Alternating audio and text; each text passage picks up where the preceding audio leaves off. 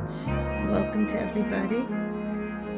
I want to begin today by referencing a teaching you may have heard on Monday from Rabbi Marcello, who asked a question about the times in which we find ourselves and about the mindfulness practice we're engaged in.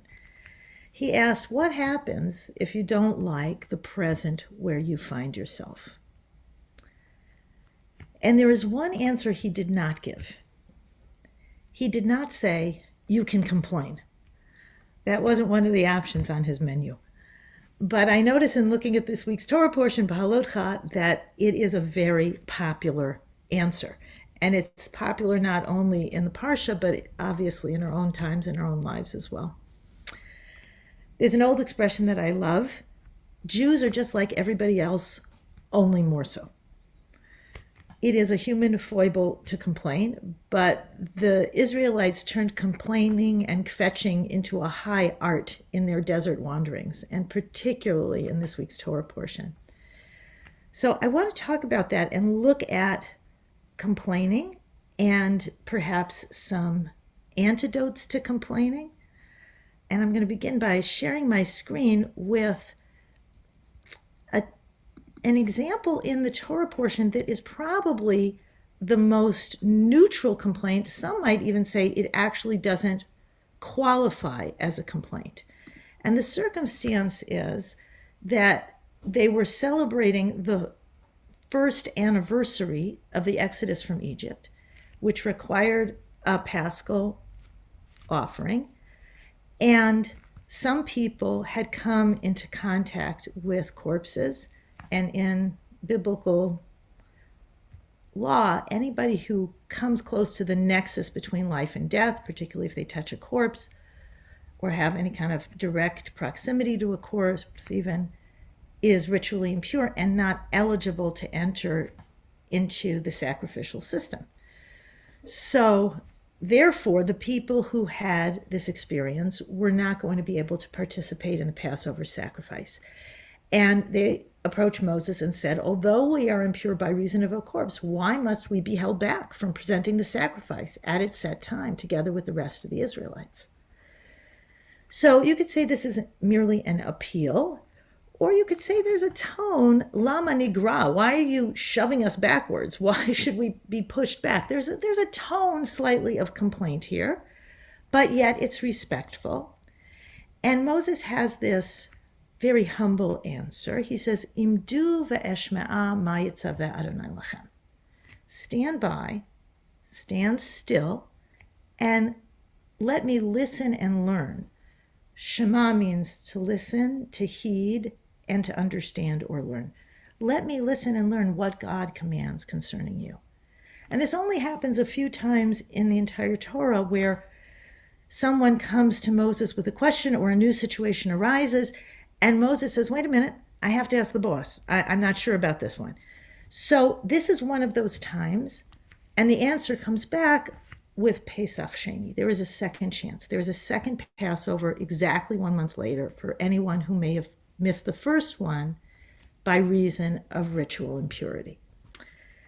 So before we move ahead to look at some other examples in Beha'alotecha, I would love to invite people to type in the chat, what do you associate with complaining?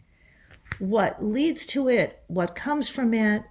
What happens in your feelings? What happens in one's behavior? What are the social consequences? Whatever you associate when I say complaining, what do you think of? I see frustration, entitlement, blame, pessimism, not accepting, taking it personally, hurt, unhappiness, kvetching. It's going by too quickly. Somebody said, my mother, oi. Okay. Whining, negativity. You can see, looking down this list, irritation, judgment, being uncomfortable, disappointment, fear. There's very little here that's positive, you may have noticed. Almost nothing.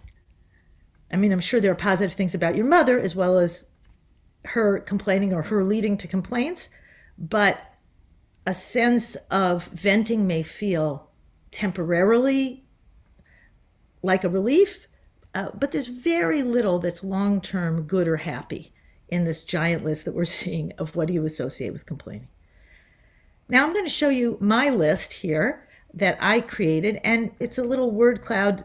Some of them are big, some of them are small, just for the visual of it. But I will tell you that every single thing listed on this particular word cloud relates to something that happens in this week's Torah portion. There's gossip that happens, there's envy that happens, there's nostalgia for a non-existent past that happens, there's drama, there are sweeping judgments, there's freezing, there's fighting, there's fleeing, there's lust. We're going to see it all. So I just am pulling out a few examples with the Hebrew attached to them that I'll talk about. First of all, complaint has to do with rejecting or resenting authority sometimes. This is what is said of the Israelites when they demand meat instead of manna. And they're told, you have rejected, you have disrespected God. That's something that happens with complaining. And then also with regard to the manna on the left-hand side of the slide, you'll see they're not appreciating what they have. Uvaredet hatal yered haman. It's amazing. The manna comes up the way dew comes up. It falls from the sky is the description. It falls from the sky like dew. The manna just shows up on the ground. You don't have to work for it. You don't have to invest anything. And not only that, the rabbinic sources tell us that it could taste like anything in the world. So there it is, your food ready and prepared for you, and yet you're still complaining. And then there's lust and gluttony. We must have meat. We must. And we have to have it our way and in this timing. And then there's exaggeration. Ain kol, there's nothing except this manna. Really? There's a pillar of cloud guiding you. There's a fire by night. There's miraculous water in the desert. The manna can taste like anything. Really? There's nothing? And then Moses also exaggerates at one point, saying, I have to carry the whole people. There's nostalgia for this non-existent past. We'll look into that in more detail. I remember the flesh pots of Egypt. Wasn't it wonderful? No, you are actually a slave. And we see some people right now today in the United States saying, wasn't everything wonderful back in the 1950s? Well, no, some things were wonderful and not everything was wonderful. There were people who had serious levels of oppression at the time. And we need to pay attention to that. There's jealousy. Hamekaneh li. This comes up when Joshua sees people prophesying in the camp. Now, it's remarkable because you would think that'd be good news. But instead of seeing it as good news, Joshua tries to control other people. And he says, Kala'em, stop them, arrest them. And Moses answers, are you jealous on my behalf? Because I think it's a good thing if we have more prophets. Let them prophesy. And there's envy and sibling rivalry when Miriam and Aaron are complaining against Moses. So no short of examples of complaints. But in our original example, and in life, there are many other choices. Notice what Moses did. Imdu, stand by. Sometimes the best thing to do in the face of an assault you're tempted to complain about, any kind of trigger, is to wait. The solution may arise from elsewhere. There may come an apology. Things may resolve without your having to be the one to spew anything negative.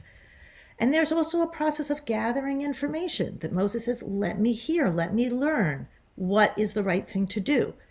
And there's the advocacy, the stepping forward that's done by the people who came in contact with corpses. Why should we step back? Sometimes you need, in the face of an injustice or being overlooked, to step forward and assert yourself in a respectful way. These are all good solutions. And in the word cloud, you can see all sorts of options for what is the opposite of complaining. Forgiving, showing gratitude, liberating yourself, enjoying what you have, showing humility as Moses did in this instance, appealing for justice, demanding justice, having patience, being kind, and so much more. And then we have one of the great examples of positivity against all the complaints in this Torah portion. And it's interesting where it happens. It happens when Moses is talking to an outsider. He's talking to Yitro, his father-in-law, a Midianite. And to the outside, he says all the wonderful things. Gee, it's been great. And we're guilty of this sometimes. About our synagogue, about our school, about our child, about our organization. To the outside world, we tell them they're wonderful. You're going to love it. Come join us. Watch my kid. Everything's terrific. And then we go home and we complain to and about those people. So Moses said to Yitro, come along with us on this journey, because God has done so much good for us, and God wants to do good for you, and it'll be good for you if you come with us, and we want to be generous and good to you, and the goodness and beneficence of God will overflow over everything. The word tov appears so many times in this verse, and yet when we look at the rest of the Torah portion, including at Moses, it doesn't look so rosy. But there is a choice to look at it this way, and I don't think Moses is being disingenuous. Now, I just want to look again, and I have my personal reaction at the top of the page. Really? We remember not just the fish that we used to eat free in Egypt, but the cucumbers, the melons, the leeks, the onions, the garlic. Really what they ate was bottom right of your screen. They ate the bread of affliction. Matzah was a slave food because it stuck to your ribs. They didn't have a varied diet. They weren't well cared for. But it's telling what they say at the end. Now our nafshenu, which can mean throat or gullet or soul, is parched. Our gullets, our souls are parched. There's nothing at all, nothing but this manna to look to. Meaning, because of where my focus is, all I see is what I perceive as a deficit. They're not even seeing the manna in proper perspective from what we as readers know. It arrives so easily, so beautifully, so consistently, so miraculously every single day in the desert, a double portion on Friday for Shabbat. But they don't see that. They're not looking at that. They're only looking at what they don't have. Now, what's interesting is that Moses is also guilty of complaint. And he complains about people complaining. Now, I don't know if you've ever been there, but I've been guilty of that one. Oh, the Jews, they can't stop complaining. I cannot carry all this people by myself. It's too much for me. And the chutzpah of saying to God, I'm doing it alone. But notice what God says here. God says, you need help. You need delegation.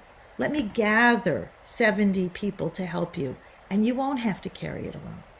Sometimes in response to the complaint of another, we can just hear the stress and the angst and the anxiety underneath. We don't have to respond to the attack. And this is what God does here. It's also telling that in the language about getting the people the food they want, Moses says, we're going to need all the fish in the sea. He doesn't see things in proportion. Now, of course, God says, I can deliver whatever's needed. There's nothing too great for me. But it's this tendency to exaggerate, to globalize when we're in a complaining mindset that's really notable here for our purposes today. Now, the end of the Torah portion has the famous episode where Aaron and Miriam complain about Moses and his wife, and they express jealousy. Hasn't God spoken through us as well? And Moses responds with humility, and Aaron responds by, in a sense, taking back what he said. Don't make us carry the sin which we committed in our folly. Help us step back from what we said. Moses prays for healing for Miriam, who is stricken with leprosy. And importantly, all the people wait for Miriam. So there is prayer for healing, there is expression of regret, and there is waiting and including people back into the fold, even after the damage that can be wrought after complaint and gossip. So I want to ask you now, as we prepare to enter into the meditation, to think about a complaint that you have. It shouldn't be the biggest complaint you can think of, but maybe a serious one, whatever first comes to mind, large or small, that is a complaint of yours. And we're going to take that with us into meditation, just in the background. And I'm going to lead you a meditation that's focused both on breath and on awareness of complaint. It may bring up feelings, obviously, when we think about complaints. When I always try my meditations on myself when I create them, and this one sort of felt like a stone in my chest when I said, think of a complaint. And that's okay. Just note whatever comes up for you, and we'll have a chance to breathe through it and to come out on the other side in a better state, I hope, and with greater awareness. So I invite you to allow your eyes to close or soften your gaze. And feel yourself supported where you are. Adjust your posture if you need to. Take in 3 slow, deep breaths before just breathing as you will. And if no complaint of yours came to mind, then in this time, just allow something to bubble up.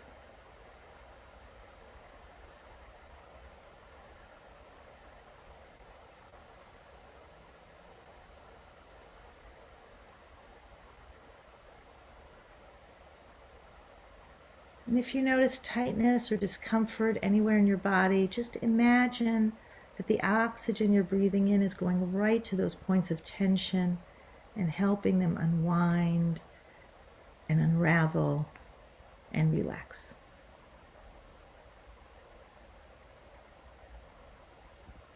Each breath in brings healing, and each breath out allows release. Each breath in, healing. Each breath out, release.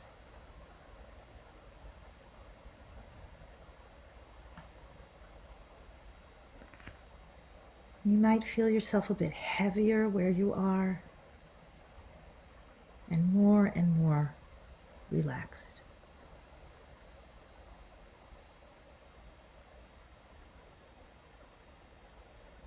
Now with your in-breaths for the next short while, focus your awareness on your complaint. That doesn't mean going into the story, it just means noting the existence of your complaint, almost seeing it like an object in front of you. Look at your complaint the way a geologist would look at a rock. There it is. I'm curious. Maybe a rock or another visual comes to mind, and if so, just let that picture stand for the complaint every time you breathe in. And as you breathe in and out, holding that complaint in your awareness, observing it, try simultaneously to relax your body. Just lower your shoulders, slacken your jaw, let your belly be soft.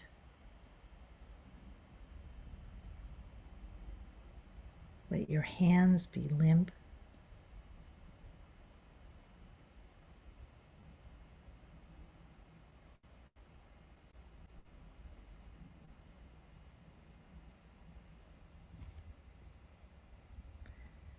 As you keep your complaint in your awareness, you're not dismissing anything, you're not magnifying anything, you're not justifying anything.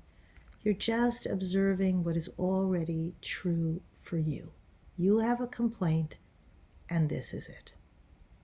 We're breathing in and out with that truth.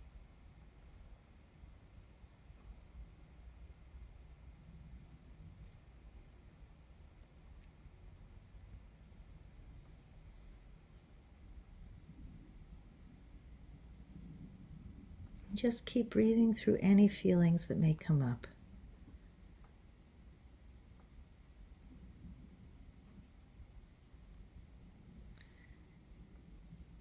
And now breathe in whatever response might be artful and healing in relation to your complaint. You don't have to plan what that will be. Just allow some thoughts or intuitions or phrases or visuals to come up, and I'll make some suggestions that may prompt you, but it could be anything. Maybe you can ask for help. Maybe you can show yourself more compassion. Maybe you can claim the lesson or the motivation that arises from this complaint and hold on to that more than onto the complaint itself. Maybe there is something to let go. You can always just continue to breathe and give more space around your complaint. Take some moments and breathe with what is artful, what is resourceful, what is helpful, what is healing around this complaint.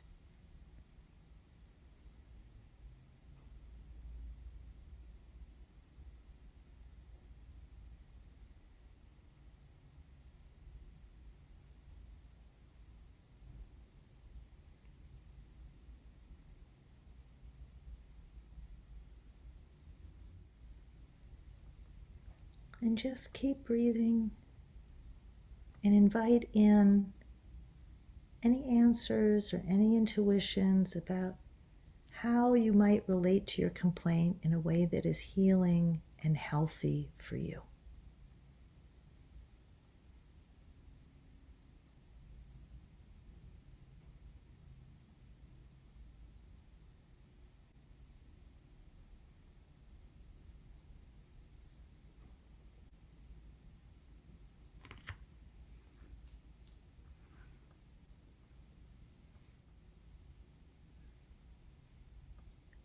Now, if you choose to, as an act of caring, put your hand over your heart or over your gut or on your head or over your throat, wherever in your body you may feel that it would be helpful or healing to you.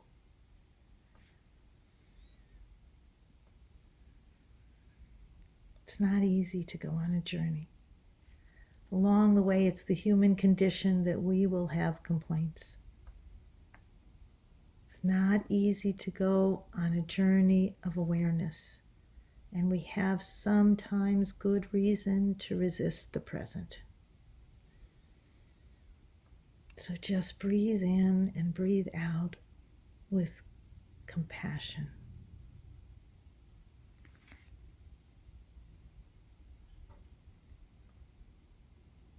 And honor your courage and your healing.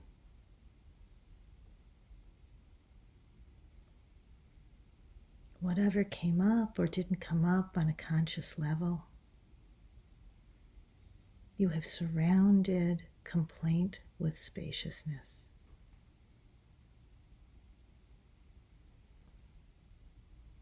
Anna elna refana la, Anna elna refana la, Anna elna refana la, Anna elna refana la. Heal our bodies, open our hearts, awaken our minds, Heal our bodies, open our hearts, awaken our minds, Shekhinah. Anna elna refana la, Anna elna refana la. Whenever you're ready, gently rub your hands together and open your eyes.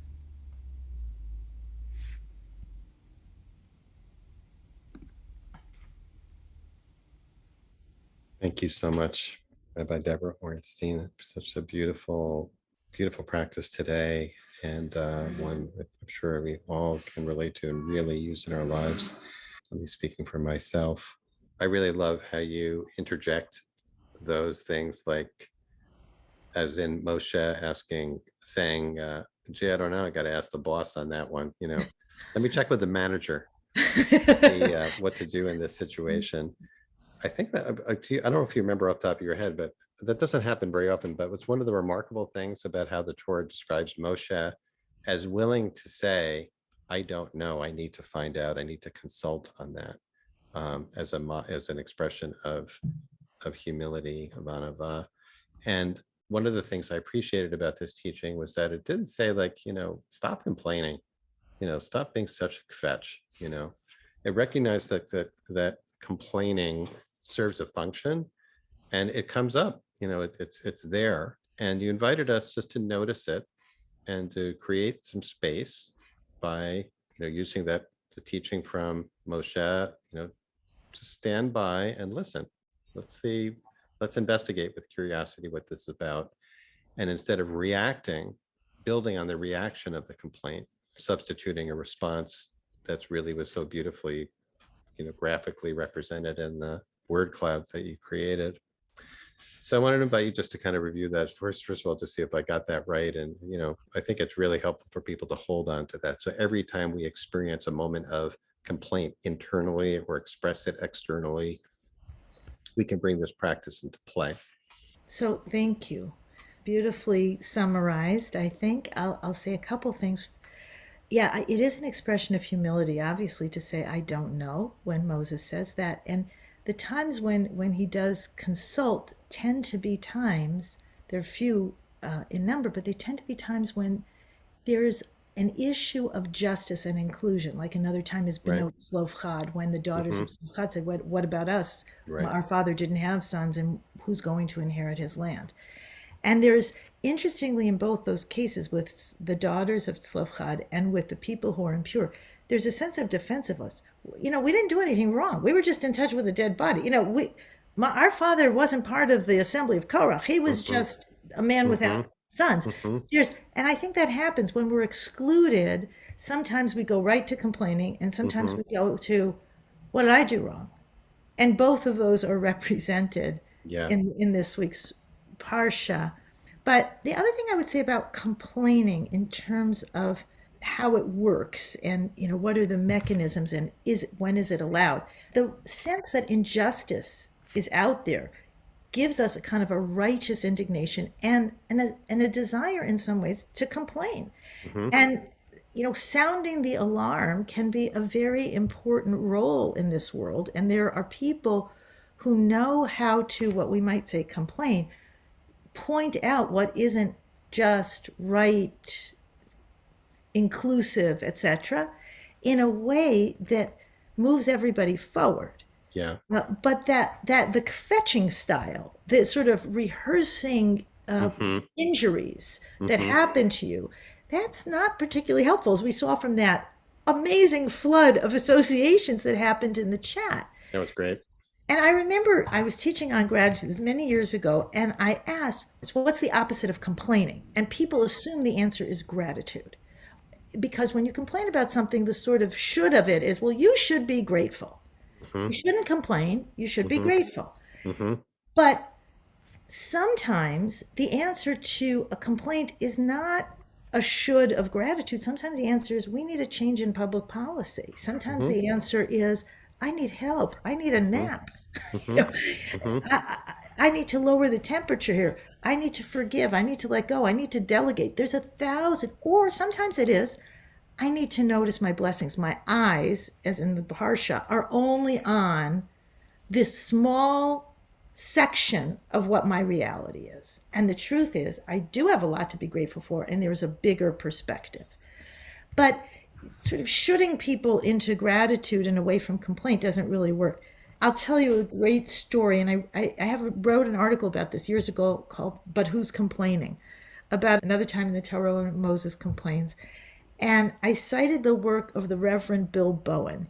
Years ago, he created a little doodad for his church. It was a small bracelet that said, "A complaint-free world."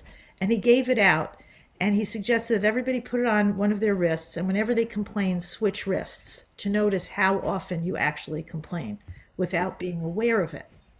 And he said the goal was to go for 21 days without complaining. So when I heard about this, I wrote away for one of the bracelets. And I was told there was a waiting list because over 5 million people have I hope requested. you complained about that. Why didn't they anticipate that?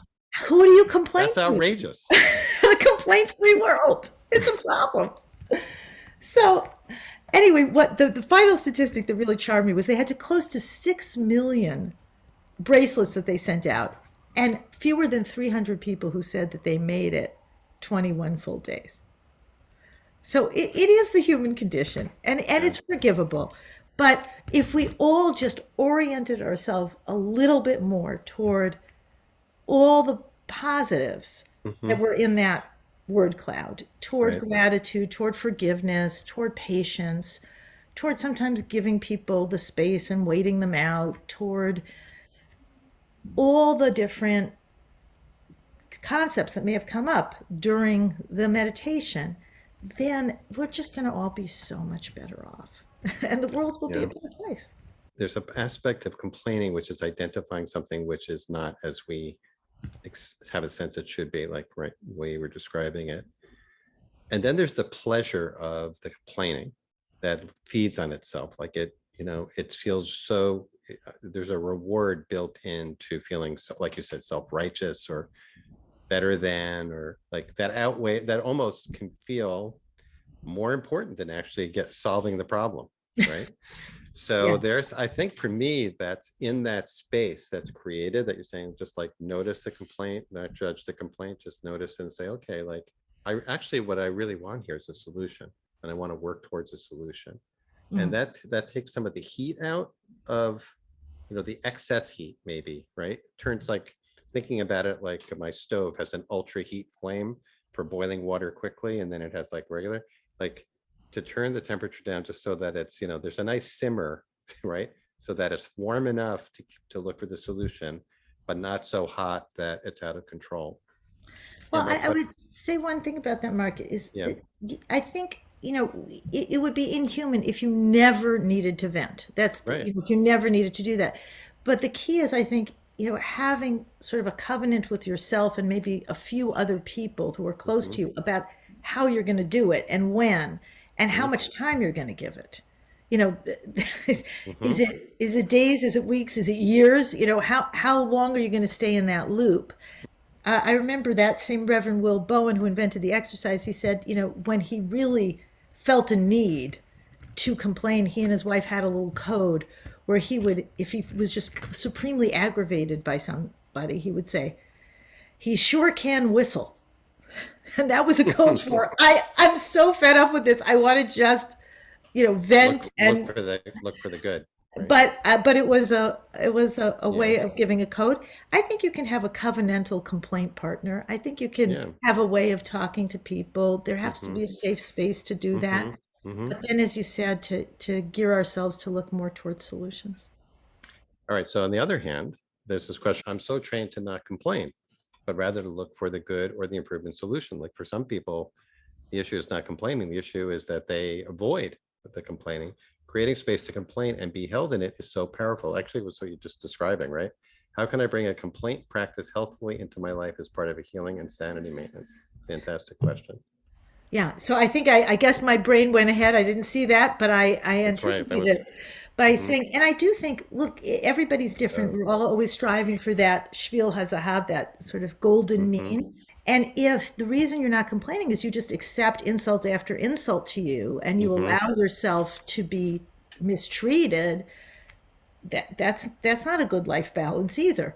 So there's all sorts of gradations to this, but I think the key is being mindful about it and really looking at it. And to the extent that you're the geologist looking at the rock, there's strata there. So maybe there's a history to, what happened when I was a child and I complained. What was that met with? Did people say, Mhm. "Oh, let me help you solve that problem," or did you get shamed for offering a complaint? That's great. There's also thanks, Barak. Barak is saying maybe we should allow ourselves to vent 7 minutes a day, as Reb Nachman says we should cry our hearts out for 7 minutes a day. That's like you could bring it into what's called heat bodedut practice, where one goes off on their own to basically to have a conversation with God, however you understand God. And it could be complaining, could be just like, and it relates now back to a question, can complaining be part of prayer practice? I want to throw that one to you, Deborah, too, about Lester asks, can complaining be integrated into tefillah, into prayer? I'm thinking about those intermediate blessings, the petitionary prayers in the Amidah, where we're asking for our needs, which maybe are an opportunity for thinking about And I think, complaining to God. yeah, and to the extent that Psalms are the lion's share of what constitute our prayer book, Mm-hmm. Psalms are Mm-hmm. full of complaint, Yeah. uh, and they bounce back and forth between God, stop abandoning me to I put my faith in you, Right. and that leads me to a suggestion of an exercise also that sometimes if you do sort of automatic kind of stream of consciousness writing and you start with your complaint, you can go from the recommendation that I have is you start with anger because that's usually the tip of the iceberg. I'm angry about this, etc. And if you write long enough, that tends to turn into hurt. I'm Mm-hmm. hurt because, and if you write long enough, Mm-hmm. that turns into fear. I'm Mm-hmm. afraid of what this means, of what it happens. I'm afraid about my relationship. I'm afraid about how I'm seen. I'm afraid about the consequences.